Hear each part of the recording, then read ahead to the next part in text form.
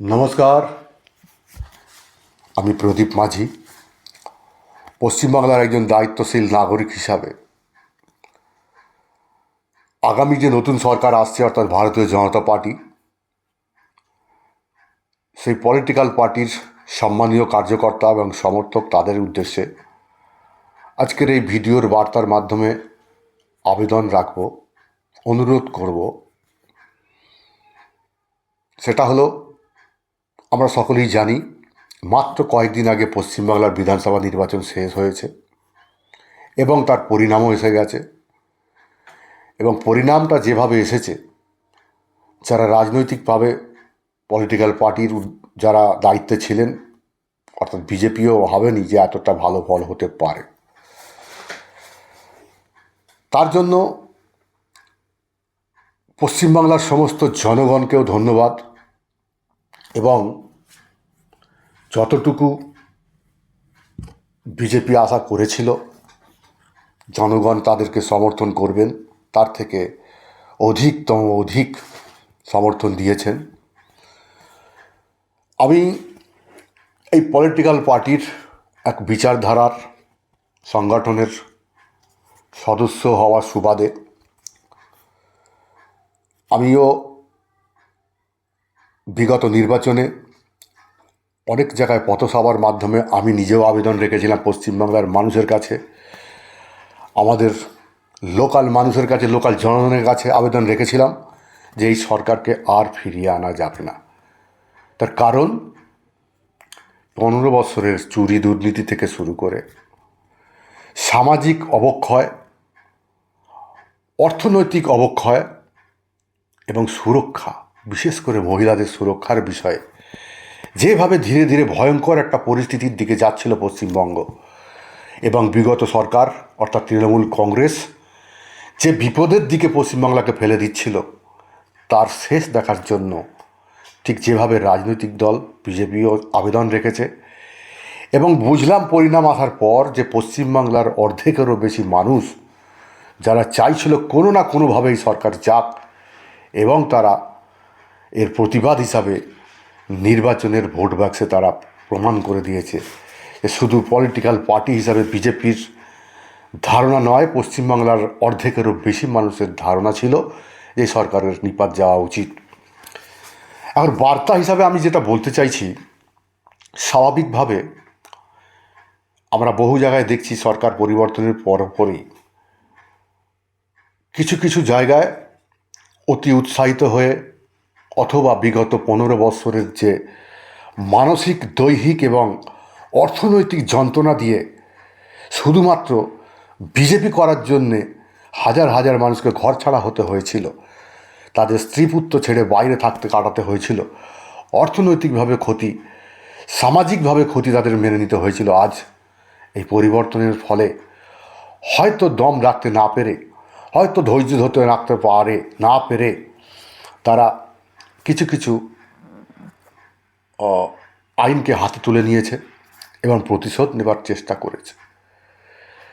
সাথে সাথে এটাও বলবো, যে পার্টির যারা করছে সেই কর্মী সমর্থক অথবা তৃণমূল থেকে এসে বিজেপি সেজেও অনেক জায়গায় ঘটছে, সেটা দেখার বিষয় আছে।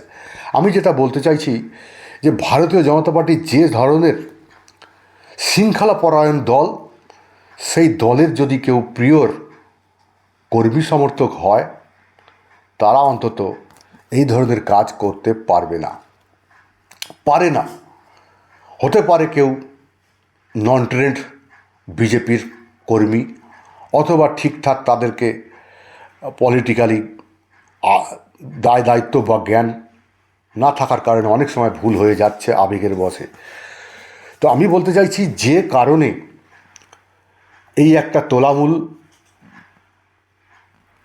গরিব দমনকারী, গরিবের সম্পত্তি কেড়ে নেওয়া, জবরদখল করা, কাটমারি, গুন্ডাগিরি সেই তৃণমূল কংগ্রেস করে গেছে।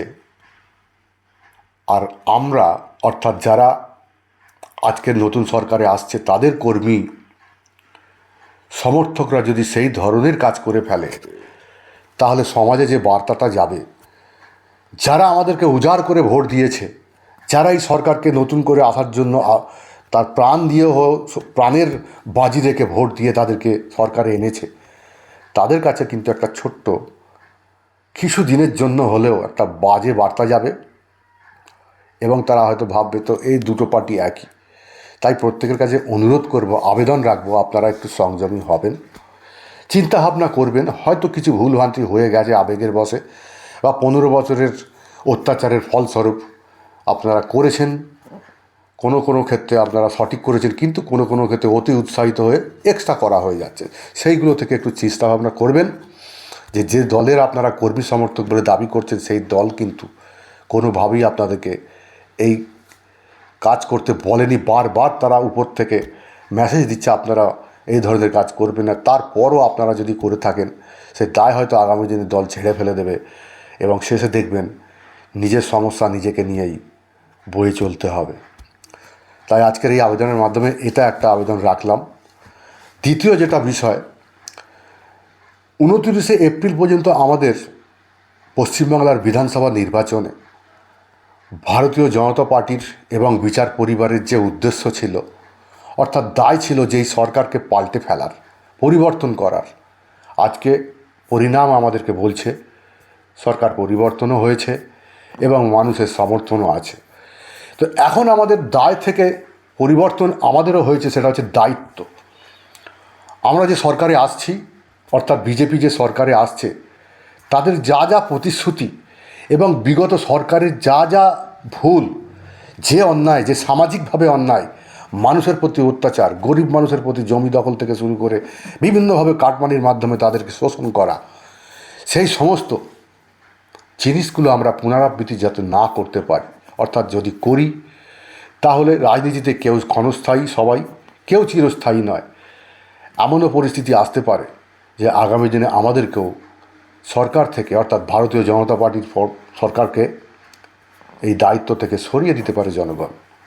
তাই আমাদের দায়িত্ব এই মুহূর্তে যে যেখানে বুথ লেভেলে সিনিয়র কার্যকর্তা আছেন, দায়িত্বে আছেন পলিটিক্যাল ক্ষেত্রে, এবং এই বিচারধারার যে সমস্ত সংগঠনের দায়িত্বে আছেন, প্রত্যেকেরই উচিত যথাযথভাবে প্রত্যেককে ট্র্যাকেল করা এবং বোঝানো যা হবার হয়ে গেছে, আগে আর নয়, এবারে আমাদের দায়িত্ব পালন করতে হবে। কিসের দায়িত্ব?